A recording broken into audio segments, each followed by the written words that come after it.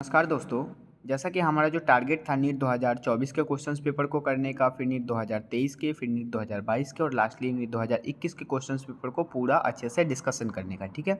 जिसके इंटरनली हमने सबसे पहले नीट 2021 के क्वेश्चंस पेपर को लिया था, जिसमें हम 10-10 क्वेश्चंस के वीडियो बनाएंगे, ठीक है। और उसी के इंटरनली हमने पार्ट 4 तक कंप्लीट कर लिया था। आज के इस वीडियो में हम पार्ट 5 को कंटिन्यू करेंगे, जिसके इंटरनली हमारा क्वेश्चन नंबर होगा 141 से लेकर के 150 तक, ठीक है। तो स्टार्ट करते हैं हम अपने फर्स्ट क्वेश्चन से। यहाँ पे फर्स्ट क्वेश्चन कहा जा रहा है विच of the following statement is correct, मतलब इनमें से कौन सा स्टेटमेंट करेक्ट है, ठीक है। चारों ऑप्शन में से कौन से एक ऑप्शन है जो कि करेक्ट है। तो कहा जा रहा है fusion of protoplasm between two motile and non motile gamete is called plasmogamy. बिल्कुल सही बात है। मतलब कि जब भी प्रोटोप्लाज्म का फ्यूजन होता है किसके बिटवीन, तो टू मोटाइल, मोटाइल कहने का मतलब जिसमें गति हो, ठीक है। नॉन मोटाइल कहने का मतलब जिसमें गति नहीं हो, और उस गैमीट को हम बोलते हैं प्लाज्मोगैमी। तो बिल्कुल सही ऑप्शन कही जा रही है। दूसरा है ऑर्गेनिज्म दैट डिपेंड, मतलब कि कौन सा ऑर्गेनिज्म डिपेंड होता है लिविंग प्लांट पे और उसको स्पोरोफाइट कहते हैं। तो ये गलत ऑप्शन हो गया। स्पोरोफाइट कभी भी डिपेंड नहीं होता। Again some of the organism can fix nitrogen, यहाँ पे एंटो फिक्सेशन की बात की जा रही है विद द स्पेशलाइज्ड सेल, जिसको शीत सेल नहीं, इसको शीत सेल नहीं बोल सकते। This is incorrect option. And fusion of two cells called karyogamy, तो कैरियोगैमी हो ही नहीं सकता। जब भी फ्यूजन होगा तो यहाँ पे कैरियो वर्ड नहीं आ सकता, ठीक है, क्योंकि न्यूक्लियस का जब डिवीजन होता है तो उसको कैरियो बोला जाता है। तो ये ऑप्शन गलत हो गया, ठीक है। अब आते हैं नेक्स्ट क्वेश्चन, मतलब सही ऑप्शन यहाँ पे ए हो जाएगा। नेक्स्ट क्वेश्चन है which one of the following statement is incorrect. अब आपको यहाँ पे इनकरेक्ट स्टेटमेंट चूज करना है, ठीक है। तो कहा जा रहा है स्ट्रोमा लैमिला है PS1 ओनली। स्ट्रोमा लैमिला के पास क्या PS1 होता है, बिल्कुल सही बात है। एंड लैक NADP रिड्यूस, बिल्कुल सही ऑप्शन कही जा रही है, ऑप्शन बिल्कुल सही है। दूसरा है यहाँ पे grana lamella have both PS1 and PS2। Grana lamella के पास क्या PS1 और PS2 दोनों होते हैं, ये भी बिल्कुल सही बात है।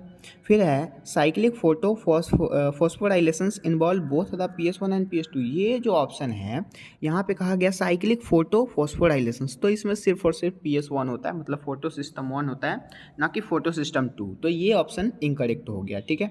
Again both ATP and NADPH, मतलब कि दोनों का दोनों ATP और NADPH और H plus are the synthesize during the non cyclic photo phosphorylations, ये भी बिल्कुल सही ऑप्शंस कही जा रही है, ठीक है।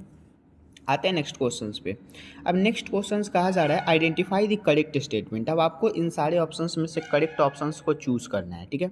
तो फर्स्टली कहा जा रहा है RNA polymerase bind with RH O factor to the terminate and the processes of the transcription in the bacteria. बिल्कुल करेक्ट ऑप्शंस कहा जा रहा है, क्योंकि RNA पॉलीमरेज जो होता है वो जब बाइंड करता है RH O फैक्टर के साथ तो टर्मिनेट हो जाता है, ठीक है।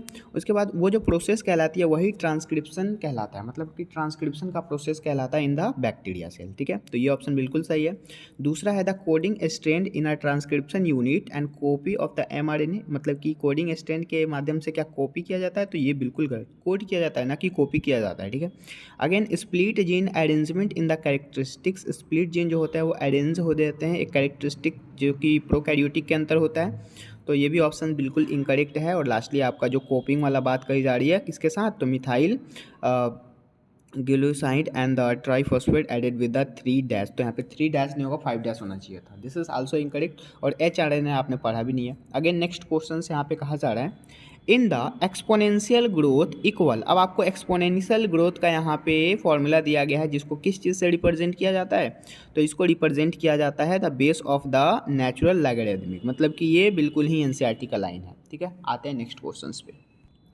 Again this is our next question. Nowadays it is possible to detect, मतलब कि अभी के समय में क्या कहा जा रहा है कि पॉसिबल, क्या डिटेक्शन पॉसिबल है to the mutual gene causing cancers by allowing radio active probe and the hydrose in the complementary DNA is cloned to the cell and followed by the detections using auto radiograph. क्यों, मतलब कि अभी के समय में कैसे possible है detect करना, ठीक है। सो वहाँ पे होता क्या है कि म्यूटेटेड जीन जो होते हैं डज नॉट अपीयर ही नहीं हो पाते हैं।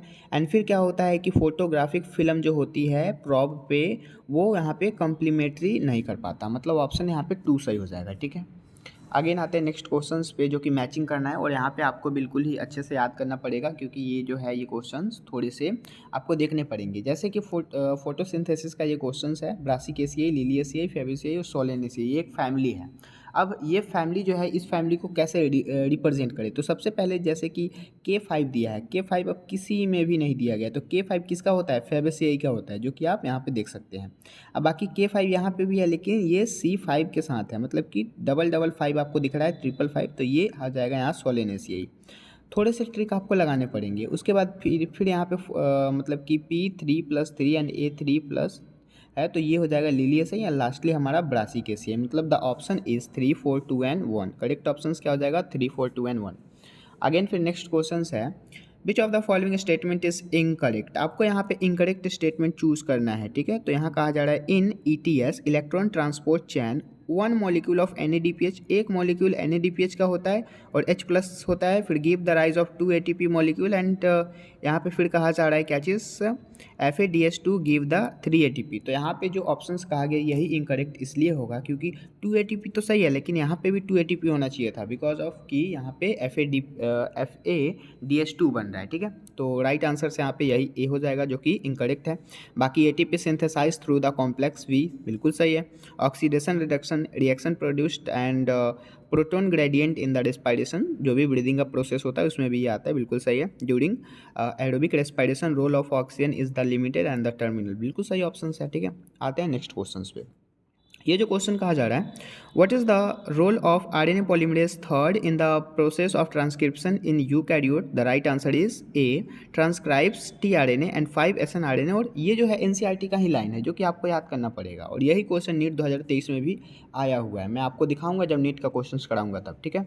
अगेन फिर हम अपने नेक्स्ट क्वेश्चन को यहाँ पे देखेंगे, क्या कहा जा रहा है, in some molecule of which of the following pairs of the families pollen grain retain their the availability for the moth after releases, ठीक है। तो यहाँ पे क्या होता है, सोलेनेसियाई नहीं होकर के बाकी रोजेसेई और लेगुमिनेसियाई, मतलब कि दोनों फैमिली यहाँ पे आपका हो जाएगा, ठीक है।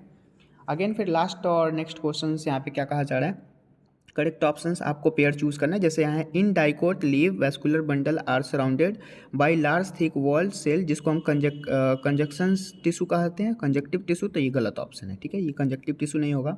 Cell of the medullary rays that form part of the cambium ring, this is also interfascicular cambium, तो ये ऑप्शंस बिल्कुल सही कही जा रही है, करेक्ट ऑप्शन है, ठीक है। तो आई होप ये सारे के सारे कंसेप्ट जो भी आपको बताया गया वो समझ में आए होंगे। बाकी काफ़ी ज़्यादा रिपीट क्वेश्चंस यहाँ से भी होंगे आपके नीट 2025 में, ठीक है। तो ऐसे वीडियोस के लिए आप हमारे चैनल को सब्सक्राइब कर ले। अगले वीडियोस के इंटरनली हम 150 से लेकर के 160 तक के क्वेश्चंस को करेंगे, ठीक है। तो मिलते हैं अगले वीडियोज़ में, तब तक के लिए थैंक यू।